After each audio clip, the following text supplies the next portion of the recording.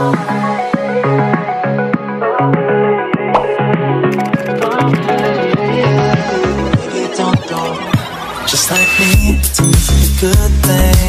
the morning, we should prepare our breakfast para hindi tayo gutumin and malipasan kasi marami tayong gagawin later on. Ayan, kakain na rin tayo ng almusal. And after ko kumain, naligo na rin ako agad at nag-ayos para makapunta na sa ating school kasi marami pa tayong gagawin.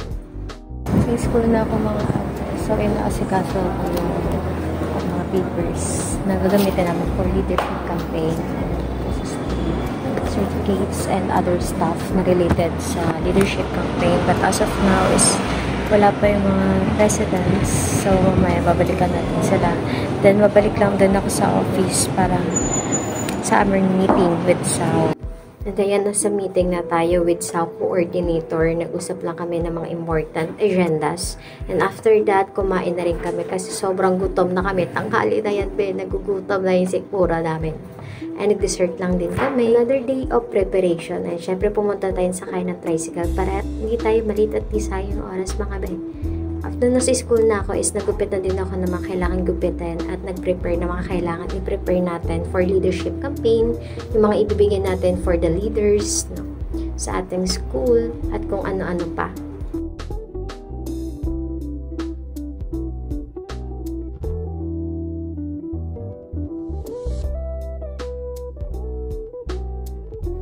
Hindi na ako nag-video for another day again for preparation. Ayan. Bumalik tayo sa school edit para mag-prepare naman ng designs na ilalagay natin sa hallway for leadership campaign. Ayan, gagawa lang tayo ng maliit na tent for the photo booth na pwedeng pagpicturean ng mga leaders natin sa school.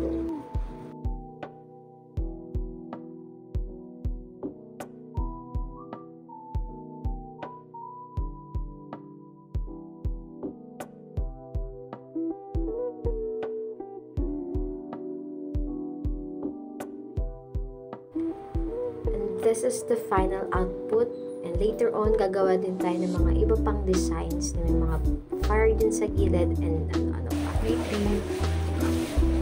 So yun guys, bago ligo lang ako. Pupunta kami sa bayan para mamili ng mga lutuin, ng mga sangkap, ng manok, ganyan, kung ano-ano pa. So yun, tignan nyo na lang ang tama. Isang naming officers na counselor din is thank God kasi meron siyang NWOW na pwede namin paggamitan. Imagine, balikan, mahal nun sobra, tapos ang dami pa namin bit-bit yung mga pinagbibili namin dyan. And styro, mga foods and stuff, na at kung ano-ano pa. And after nun, dinala namin siya sa office namin para maiwan dyan at hindi namin makalimutan agad. Para after nun, kinabukasan is ma-prepare na namin lahat. As you can see, ayun yung mga design na nagawa namin, yung pinagdidikit at pinaggagawa ko dyan nung nakarang araw. At ayan yung pinamili namin. Sobrang dami mga ate ko. And kulang pa yun. Bumili pa kami ng bread for them para sa almusal ng mga leaders. And this is the day of leadership campaign. Yung mga araw ng mga leadership na magkakaroon ng camping sa school. And dala ko na yung mga pantulog ko, other stuff na paggagamitan namin sa school. Kasi doon kami mag-overnight mga be.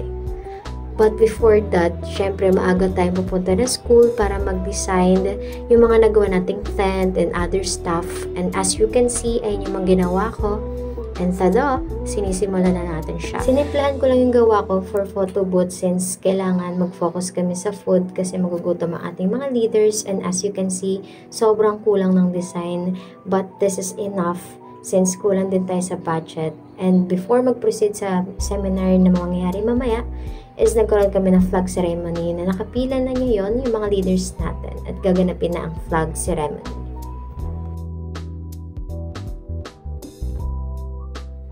And this is what we're talking about.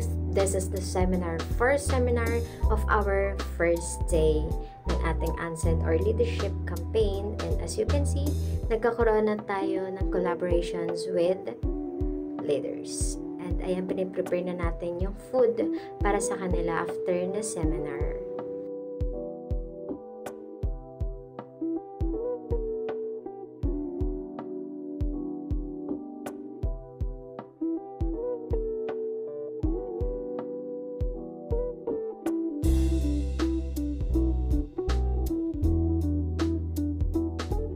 After the collaboration and seminar with leaders is magkakaroon kami ng Boodle fight by 6 p.m.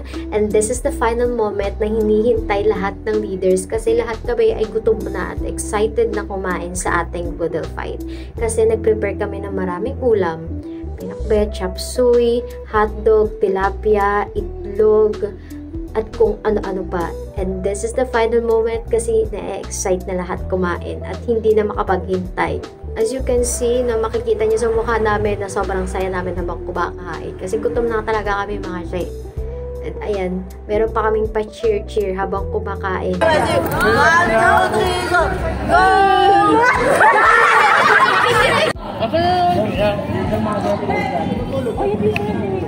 So yun guys, sobrang busog na. Hindi na ako makahiga.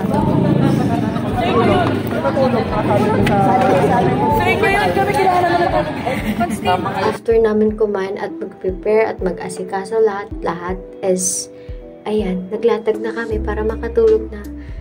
By 11 p.m. is nag-prepare na kami, and by 12 naman, in the midnight, is matutulog na kami. Some of them is ayaw pa matulog kasi nagkakaroon pa ng takutan dyan sa loob ng office Then pagkagising namin is naligo na kami agad, nag-asikaso and nag-prepare for the second day of the event para makapag-asikaso na rin sa mga dapat asikasuhin, mga dapat ibigay and i-prepare sa mga guests namin, sa mga student leaders.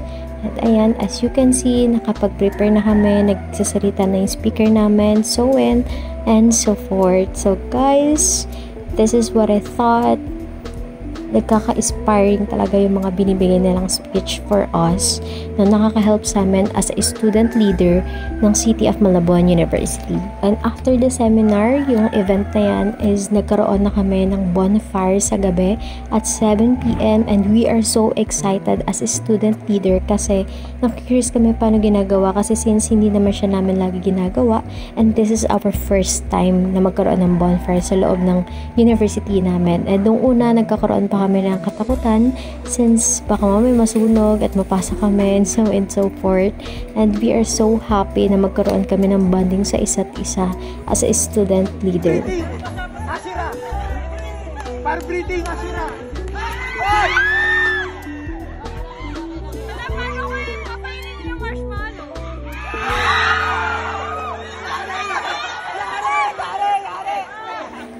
We are so having funny time not to each other kasi nagkakaroon kami ng bonding, nagkakwentuhan, and ayan, tawa-tawa lang, sayaw-sayaw at kung ano-ano pa.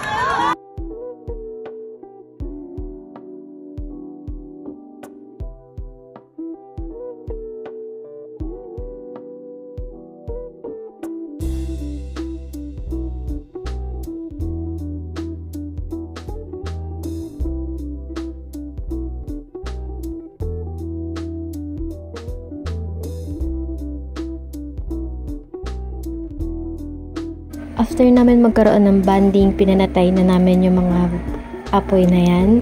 And bumalik na kami sa sari-sariling kwarto para magkaroon ng bonding naman as the organization sa mga org namin, yung kanya-kanyang org.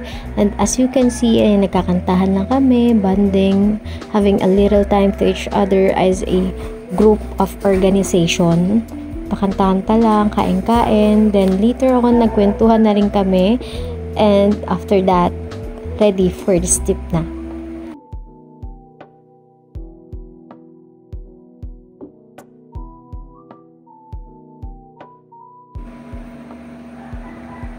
After namin magkaroon ng time sa isa't isa, nag-ready na rin kami and nagpe-prepare ako ng skincare ng pangpatulog, no, for night.